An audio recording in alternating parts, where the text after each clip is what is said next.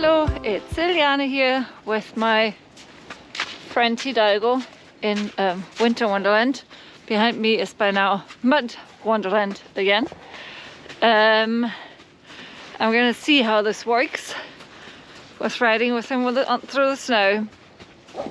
We have a friend coming and we were really hoping to take her for some rides, and then all the snow came, so now I'm gonna do a test run and we'll see. So far so good. The mud, the ground is slushy or smushy enough that I think it will be just fine.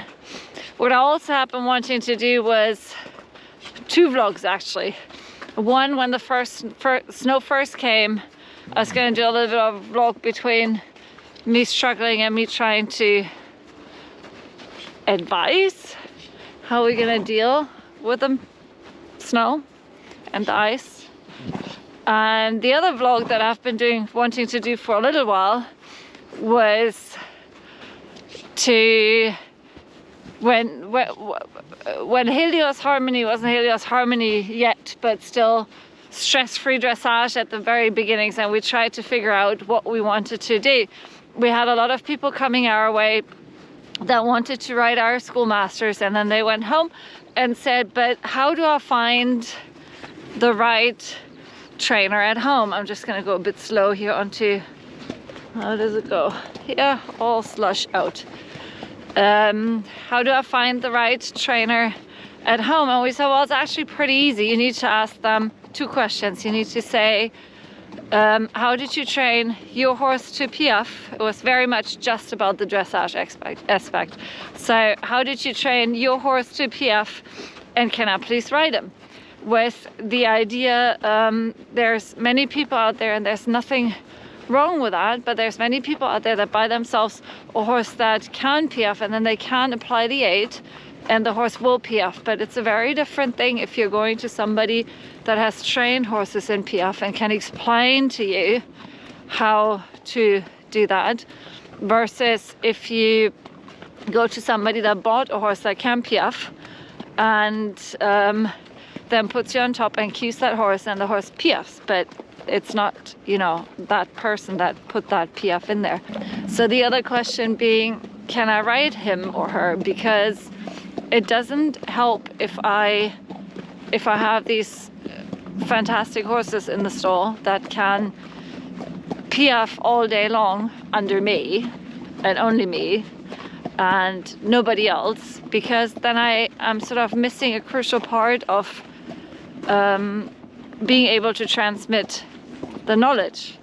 And again, it's not, there's nothing per se wrong with it. If I am a rider and I want to train my horse to do that for me, then that's absolutely my choice. It just becomes problematic if I then say, yeah, sure, come on here and ride my horse and I teach you, because if I can't put you on my horse and I have maybe not even trained that horse, then what do I have to teach you?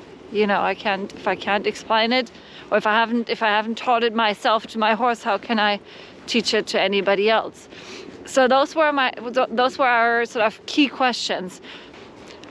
I always felt we needed to add there that it's absolutely no problem if a trainer does not have a piaffe horse, or says, terribly sorry, but I can't teach my horse, I have not taught my horse to piaffe at, because that's transparent. Then that person can say, you know, we were at a time where we couldn't teach our horses to piaffe, and that didn't mean I started teaching riding lessons when I was 14, but you know, no way would I have claimed to be able to teach somebody or a horse to piaffe. But that doesn't mean that I couldn't teach something. I just needed to be transparent, because at that point what I was able to teach were the very basics, and now, well, I can teach a bit more, but I didn't pretend to be able to do that back then. So what I wanted this blog to be about was that, you know, when you hire experts, always use some sort of a version of that question.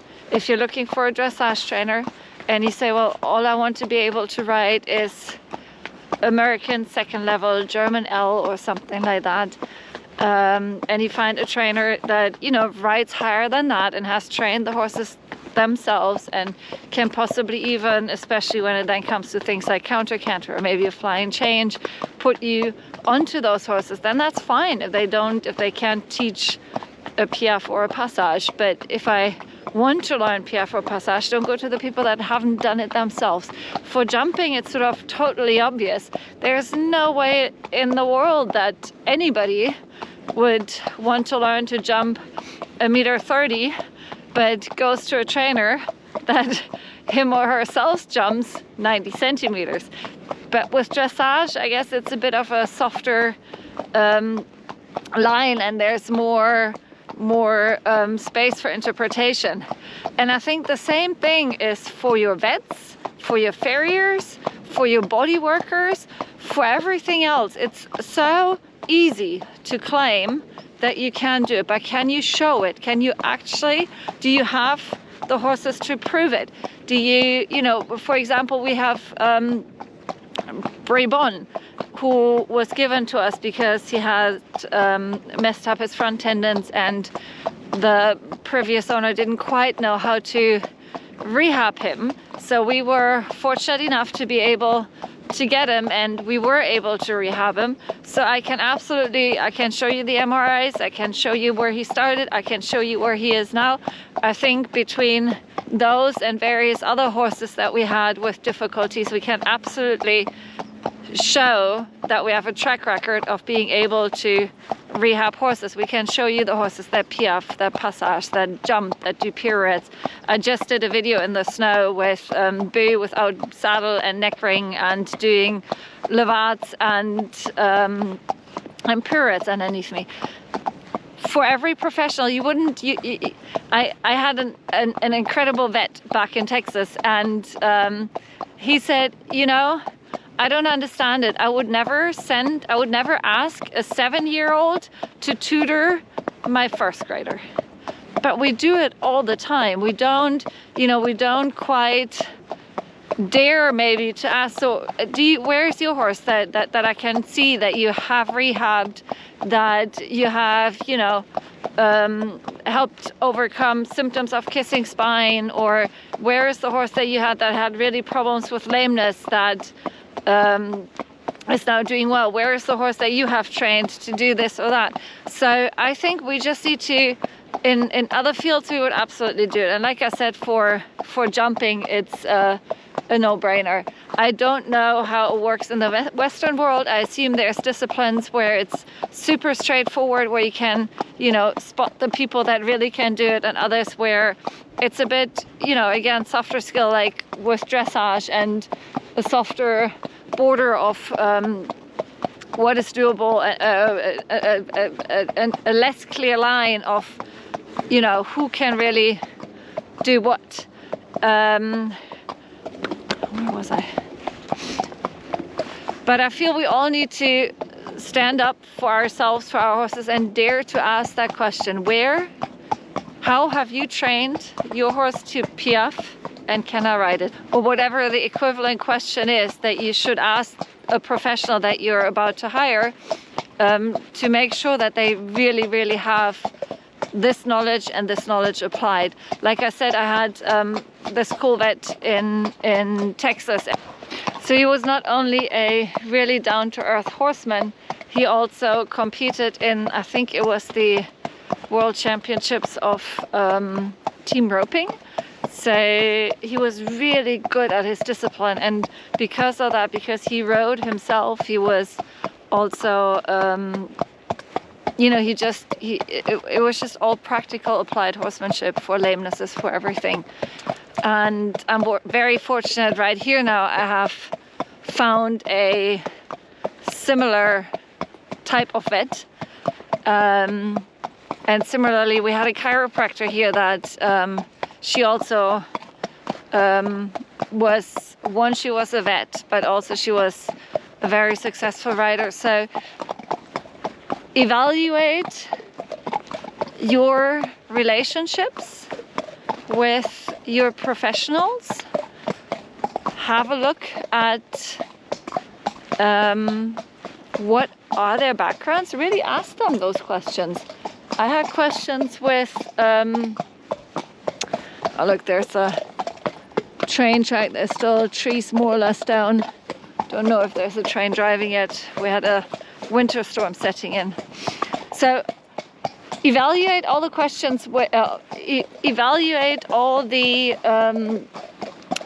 professionals in your environment, in your world, and dare to ask the questions. You know, we had some people are too shy to really sort of talk about what they have done, and other people sound sometimes as if they have done more than they actually have.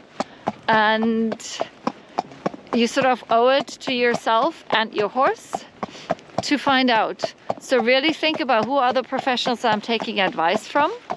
Does that advice jive with the professionals I have evaluated and I do trust? And what part of what advice does seem useful and good for me, and what do I want to question? Then dare asking the questions. When my farrier is there, I ask him holes in his, well, I don't think you say that in English actually. In German you say to ask somebody holes in his stomach means you're asking and asking and asking and asking and asking. You don't stop asking until you have all the questions answered. And it's not even, I love my farrier and he is really, really good and I trust him. And I'm curious. I actually want to know. I don't do it to be mean or to question his judgment, but the more I ask, the more I understand. And that way you'll pretty quickly be able to discern who are the professionals that really can live up to what they claim they deliver. Among the not so great experiences lately, I had somebody else that came out and he was, let's just say, I would guess he was mid-50s. He was rather overweight and he claimed to start 2-year-old horses for the racetrack. I didn't quite believe the story. I asked somebody later that I trust very much, and he's like, yeah, he has been wanting to win at the races for a long time, and he tells these stories, and no, they're not quite true. So some stories are just a bit fantastic to be true, so doubt him. And but ask, because only that way will you be able to figure it out. And ask them, dare to ask. So why is it that you believe that? Why do you feel that the long and low is absolutely necessary and all the time? And why do you feel you can't collect a horse before we have thundered around the arena for 20 minutes? Or why do you feel this is absolutely unnecessary? And sometimes it might just turn out that for the type of horse that these people are working with, it's a bit of a specialized thing, and they just approach it different than other people that you already know. And that's good information to have. But you will only find out if you ask. Rupert sort of calls it nurture your journalist's mind. It's not about judging, it's about finding out, just getting the information and then asking enough questions until you can sort of make yourself your own picture. And with that, you hear it, I have gone off the snowy path and I'm on rather nicely plowed roads, and I'm gonna keep the camera between the ears, and Hidalgo and I are gonna walk back home, enjoy the rest of the snow day, and like always, comment below and let us know what questions you have asked your professionals that really gave you some super cool insight that you would otherwise just never have gotten. Maybe some cool stories, maybe some let's just call them surprising stories, and we'll see you next time. Bye.